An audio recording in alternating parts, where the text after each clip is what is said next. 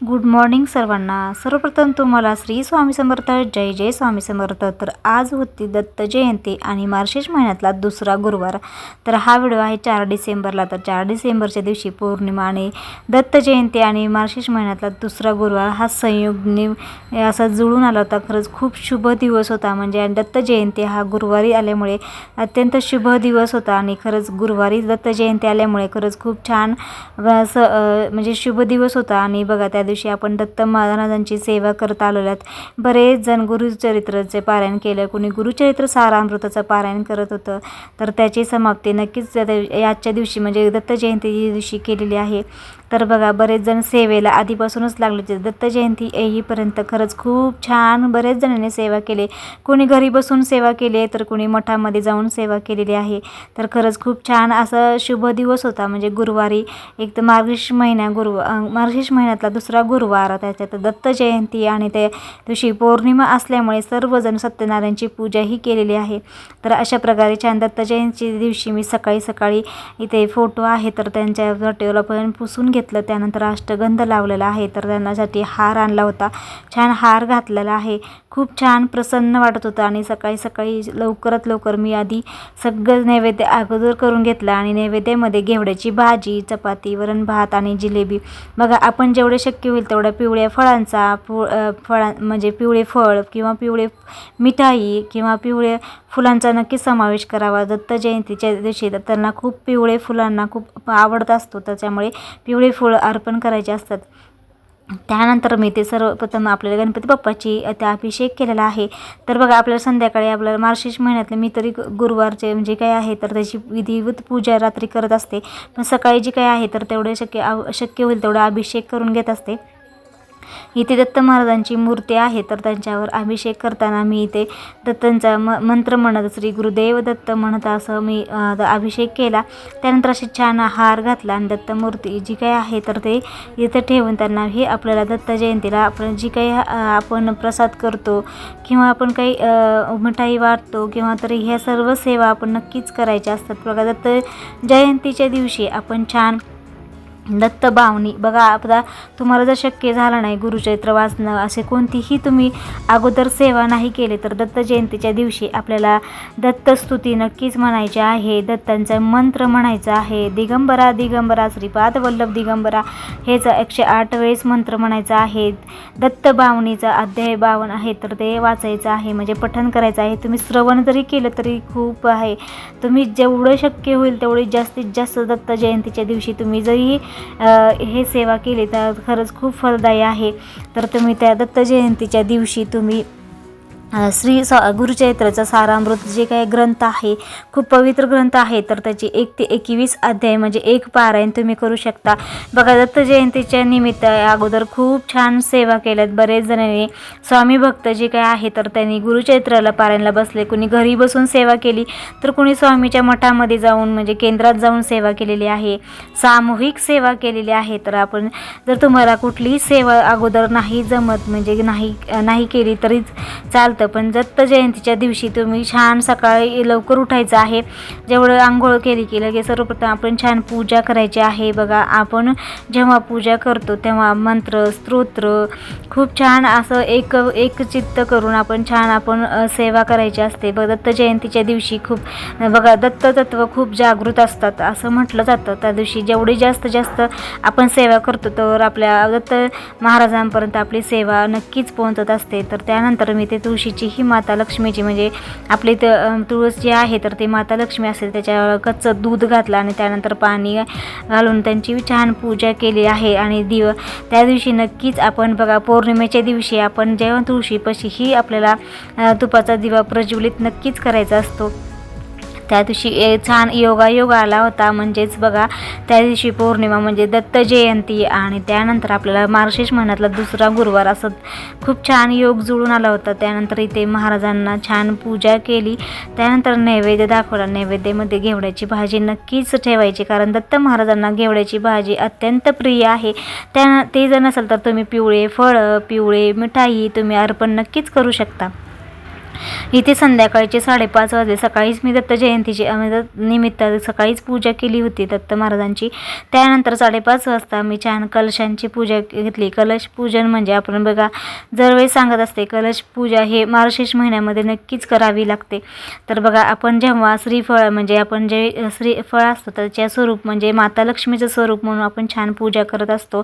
तर कलशामध्ये ते शुद्ध पाणी घेतलं. त्यानंतर हळदी कुंकू, अक्षदा, सुपारी, नाणं, फूल टाकून आपण छान इथे कळस ते मांडायचं आहे. आणि हे पत्री म्हणजे 4-5 झाडांचा मिळून असतं ते पानं, तर ते ठेवायचं आहे. तर बघा मार्केटमध्ये खूप छान मुकुट असतं, तर ते माझ्याकडे हे एक मुकुट आहे जे की माझं जुना मुकुट आहे. तर मला ही पण खूप छान मुकुट आवडतं. तर बरेच जण काय प्रत्येक गुरुवारी छान छान मुकुट आणतात आणि पूजा करतात. जर तुमच्याकडे शक्य नसेल तर तुम्ही साधं श्रीफळ जे आहे तर ते लक्ष्मी स्वरूप म्हणून तुम्ही नक्कीच पूजा करू शकता. तर अशा प्रकारे छान इथे मी इथे कळस मांडत आहे. तर अशा प्रकारच्या सकाळी दत्तगुरूंची पूजा केली, थोडंसं त्यांची सेवा केली. आणि आजच्या दिवशी मला सत्यनारायणची पूजा करणं नाही झालं तर फक्त कुंकुमार्चन नक्कीच केले आहे. बघा प्रत्येक पौर्णिमेला जर बघा आता आपल्याला मंगळवार किंवा शुक्रवारी आपल्याला जमत नाही, तर बघा प्रत्येक पौर्णिमा महिन्यातली येते तर त्या पौर्णिमेला नक्कीच कुंकुमार्चन करायचं असतं.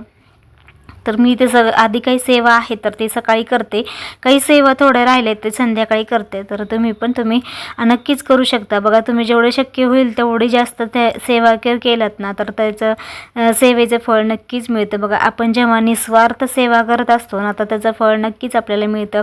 बरेच जणांना गुरुचरित्राचा अध्याय वाचल्यावर त्याची प्रचिती नक्कीच मिळली आहे आणि प्रत्येकांचे अनुभवही आलेले आहेत. तर तुम्ही तुमचा गुरुचरित्राचं तुम्ही पारायण केले की नाही ते नक्की सांगा. आणि तुम्ही कोणत्या सेवा केल्या तेही मला कमेंटमध्ये सांगा.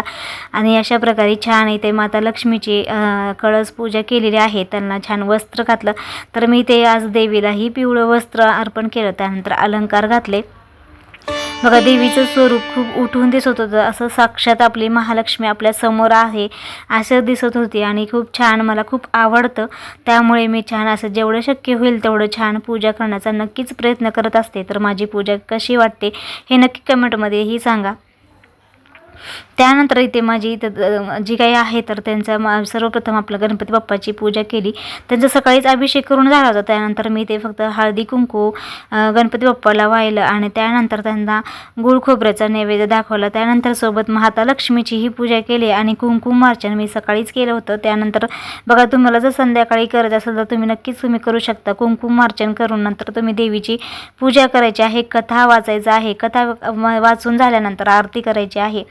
तर बघा इथे छान अशी माता लक्ष्मीची पूजा करून झालेली आहे. तर इथे नंतर हार घातला. खूप छान प्रसन्न वाटतं. बघा मार्गशीर्ष महिना हा अत्यंत पवित्र महिना म्हटलं जातं. जसं की श्रावण महिना असतो तसं ते केशव मास म्हणून हे मार्गशीर्ष महिना म्हटलं जातं.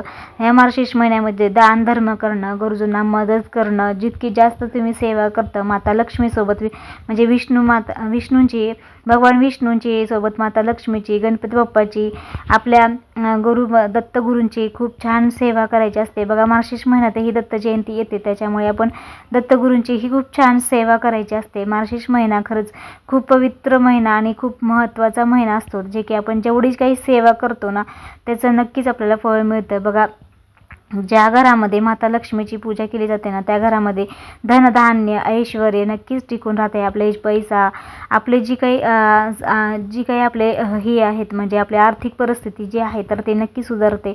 याचे अनुभव मला खरंच क्षणोक्षणी आलेले आहेत. त्याच्यामुळे माझी जी काही अनुभव आहे तर ते नक्कीच तुम्हाला सांगते. तर इथे माझी सगळी पूजा मांडून झाली. सर्वात शेवटी इथे रांगोळी काढलेली आहे. तर अशा प्रकारे छान अशी छोटीशीच रांगोळी काढलेली आहे आणि जास्त काही मोठी पूजा करत नाही. जेवढी शक्य होईल तेवढी छोटी आणि साधी सिंपल पूजा करते. त्या बघता माझं कसं की जास्त मोठी पूजा करत बसलं ना खूप टाईम जातो, त्यामुळे आपली सेवा ही व्हायला पाहिजे. तर मार्गशीर्ष महिन्यामध्ये बघा जेव्हा गुरुवार येत असतो आपले त्या दिवशी बघा आपल्याला माता लक्ष्मी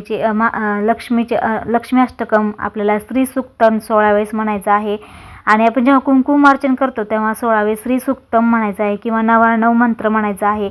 माता लक्ष्मीचे मंत्र जप स्तोत्र नक्कीच म्हणायचं आहे.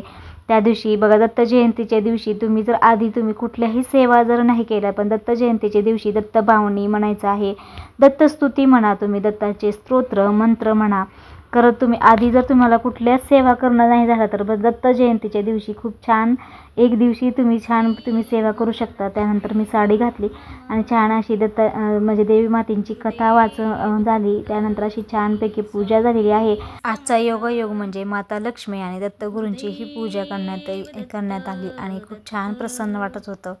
तर त्यानंतर अशी आरती केली आणि खूप प्रसन्न वाटत होता. तर तुम्ही पण माझी पूजा नक्की सांगा कशी झाली आणि कमेंटमध्ये जय माता लक्ष्मी आणि श्री स्वामी समर्थ लिहायला विसरू नका. त्यानंतर इथे छान पूजा झाल्यानंतर मी ते दत्त मंदिरामध्ये जाऊन तिथे बघा पाळणा म्हटलं होतं, तर ते पाळणा दत्त महाराजांचा म्हटलेला आहे. त्यानंतर दत्त जन्म झाला असं त्याच्याने घोषणा करत होते. दिगंबरा दिगंबरा श्रीपाद वल्लभ दिगंबरा याचा जप चालू होता आणि खरंच खूप प्रसन्न वाटत होतं. तर तुम्ही पण दर्शन घ्या. अशा प्रकारे छान इथे पाळणा म्हणून झाला होता आणि दत्तांचा ही छान मूर्ती आहे, तर तिथे पण छान दर्शन झालं. त्यानंतर मी ते प्रसादाचं वाटप म्हणून मी केळीचं वाटप केलं आहे, तर ते इथे बघू शकता देवासमोर ठेवले आणि त्यानंतर सगळ्यांना प्रसाद म्हणून दिला.